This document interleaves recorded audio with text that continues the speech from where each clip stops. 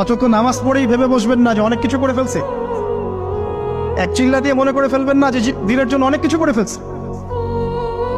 একটা হজ করেছেন, ওমরা করেছেন, সিয়াম রেখেছেন, দিনের জন্য দান সৎকার করেছেন, একটা মাদ্রাসা মসজিদ করেছেন, ভেবে বসবেন না আপনি সব অনেক কিছু করে ফেলেছেন এবং অন্যরা সব কক্রোচ তেলা পোকা ওরা জাহান্নামে যাবে এমনটা মনে করবেন। জানি না আমরা যে কার আমলের কতটুকু আল্লাহর কাছে কবুল হচ্ছে। তো এখানে এই ব্যক্তির সমস্যা ছিল এই, সে নিজের আমলটাকে অনেক ভারী মনে করছিল এবং সে স্টেটমেন্ট দিয়ে ফেললো যে তোকে আল্লাহ পাক মাফ করবে না।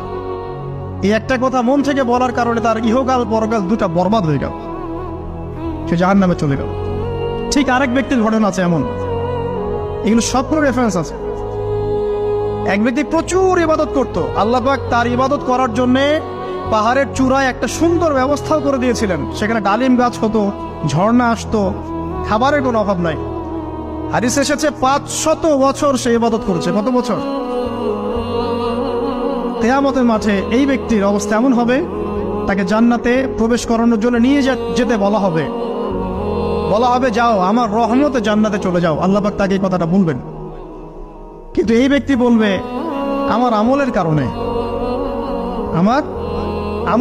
আল্লাহ পাক বলবেন আমার রহমতে জান্নাতে চলে যাও। ব্যক্তি বলবে আমার আমলের কারণে। আল্লাহ রাব্বুল আলামিন তখন তাকে দেওয়া সমস্ত নেয়ামতগুলোকে এক পাল্লায় করবেন আর তার সমস্ত আমলকে আরেক পাল্লায় করবেন। তারপর দেখা যাবে আল্লাহর সমস্ত নেয়ামত তার একটা চোখের সমান হয় নাই। কথা কি বুঝতে পারছেন? একটা চোখের যে নেয়ামত আল্লাহ পাকের, সমস্ত আমল ও 500 বছরের ইবাদত এতটুকু হয়নি। তারপর তাকে বলা হবে ওকে জাহান্নামে নিয়ে যাও।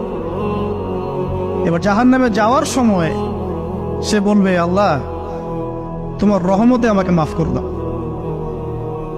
তখন আল্লাহ পাক তাকে আবার ডেকে নিয়ে আসবে, বলবেন যে তোমাকে যে আমি ইবাদত করার জায়গা করে দিয়েছিলাম, এটা কি তুমি নিজে করেছো না আমি করেছি?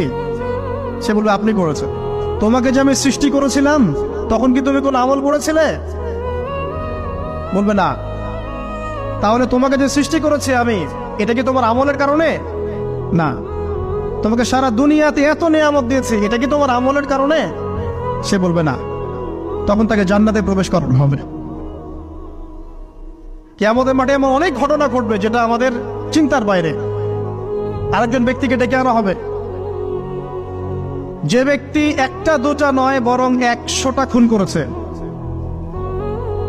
সে 99 জন মানুষকে হত্যা করার পর ফতোয়া খুঁজে বেড়াচ্ছিল যে আমার তওবা কবুল হবে কিনা। একজন আবেদের কাছে গিয়েছে। আবেদ আর আলেম কিন্তু এক জিনিস না। আবেদ মানে যে প্রচুর ইবাদত করে, তার জ্ঞান কম, সে শুধু জানে কিভাবে ইবাদত করতে হয়। আলেম হচ্ছে সে যে শরীয়তের গভীর জ্ঞান জানে আবার ইবাদতও করে।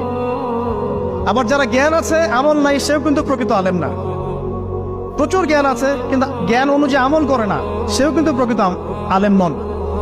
এবার আসেন, তো এই আবেদের কাছে গিয়ে সে বলছে আমার কি ক্ষমা হবে? আমি 99টা খুন করেছি। সে বলল তোমার আবার ক্ষমা? তোমার ক্ষমা নাই। তখন এই ব্যক্তি এই আবেদকে হত্যা করে 100টা খুন পূর্ণ করলো, ওকেও সে মেরে ফেলছে। আমার ক্ষমাই হবে না তো তোর বেঁচে থাকার কি দরকার, তুইও মর। কি বুঝতে পারলেন? বর্তমান বিশ্বের উগ্র মাথার পলিটিশিয়ানদের মতো অবস্থা। আমার দেশের সমস্যা, তোর দেশ পারমাণবিক বোমের উড়াই দিব, মানে এরকম একটা অবস্থা। তো